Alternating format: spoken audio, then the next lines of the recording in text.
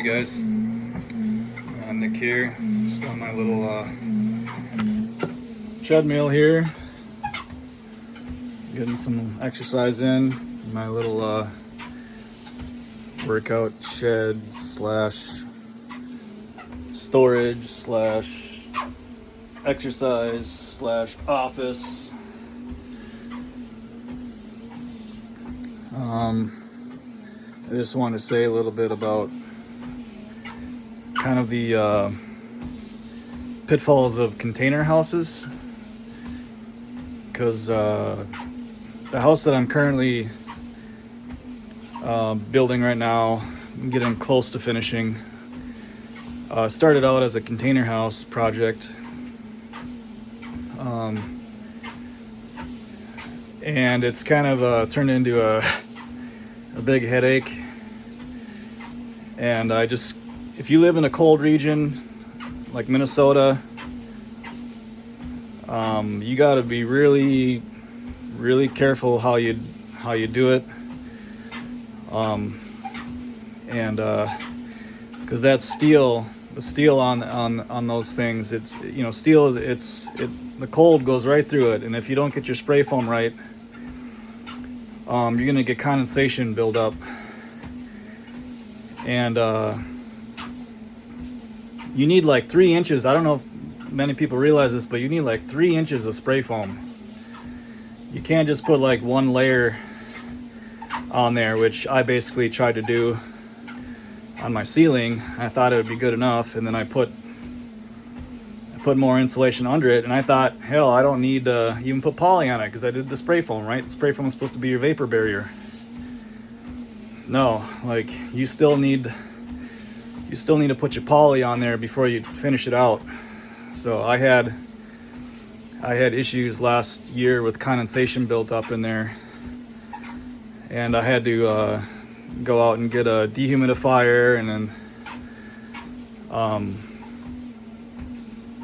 and I got a humidifier also for this winter, because I'm still running on, I finally got a propane heater in there now in my back room that I'm still finishing, but in my main section it's still, I still got electric heat in there, and it just gets so dry in there.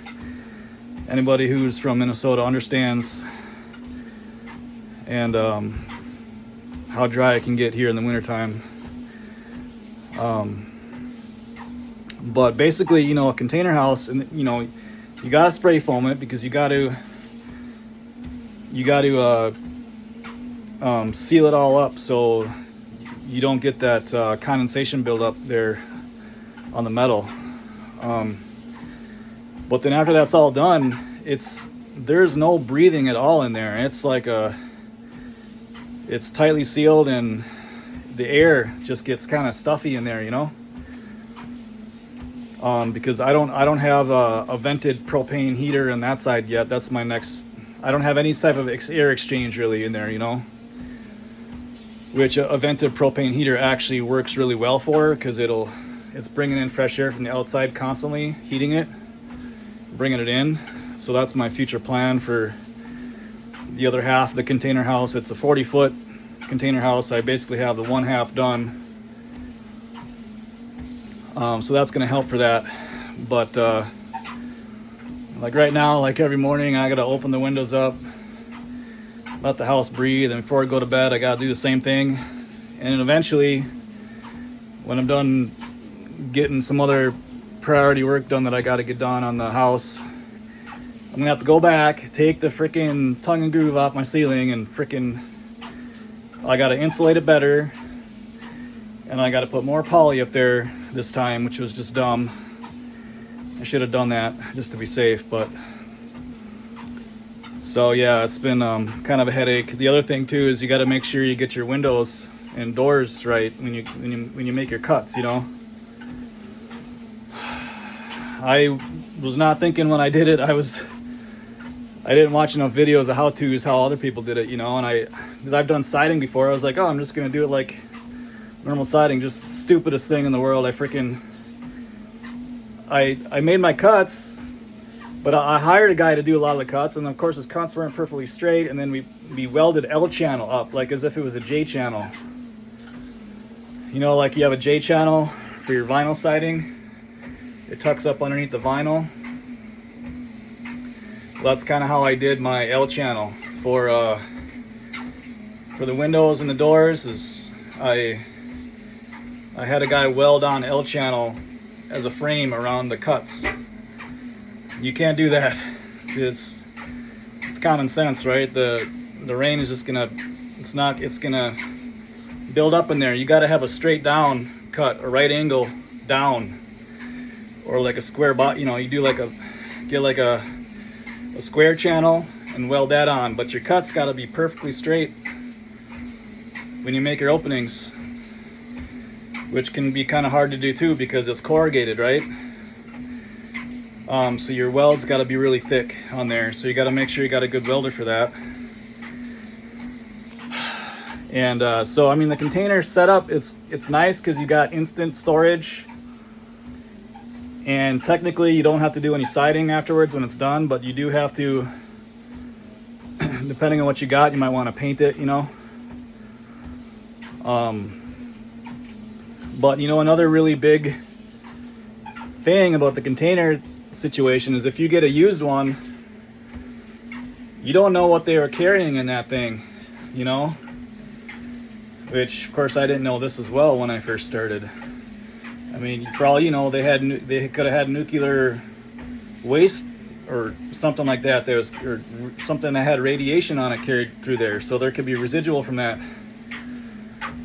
The other thing is the flooring that they use in those container houses, those containers, is the subfloor on there that comes with it is highly pesticide ridden, just soaked with all sorts of pesticides and stuff to keep termites and stuff out of there, right?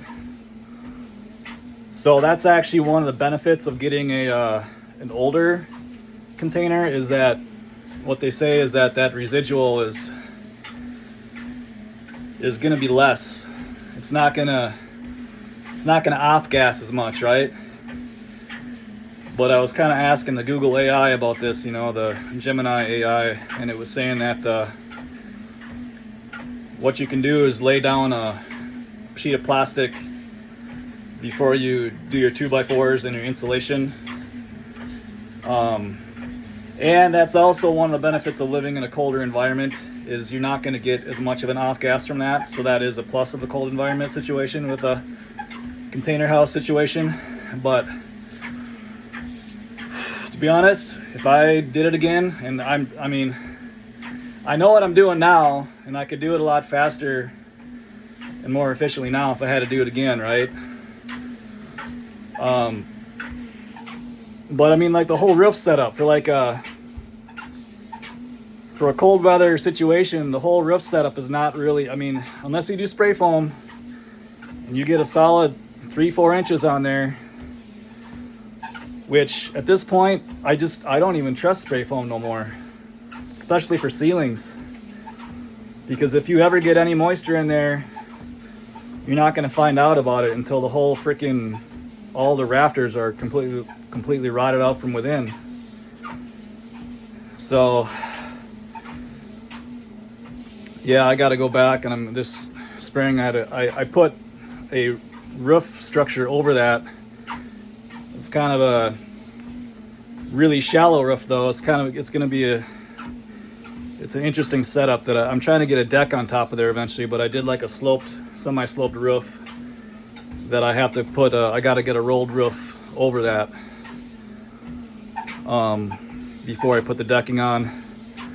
It's kind of a interesting engineering conception that I thought of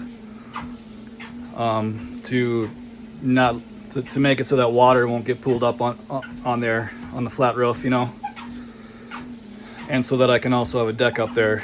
But anyways, I'm still able to get more styrofoam up there, which I'm going to do in terms of insulation on the exterior.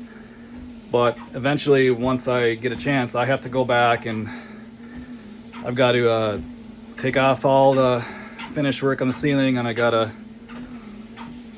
get a little bit more. I might add I might add like another 2x4, or at least like a 2x2 up there, and then add more insulation and then poly it. But I mean, in Minnesota, the code is like R60 for keeping ice dams off, or keeping ice dams off your roof, basically from the eaves. Versus like all other states, it's like R48 or R38 or something like that. It gets cold here, so these are things that you're not going to hear on any old other homestead channel in most of the country, right? So like you got to be careful who you're listening to on these homestead channels. If you're in a colder region, you really got to take advice from people that have already done it in a cold region. And you should really get things inspected as much as possible and go with the codes as much as possible. So that's that.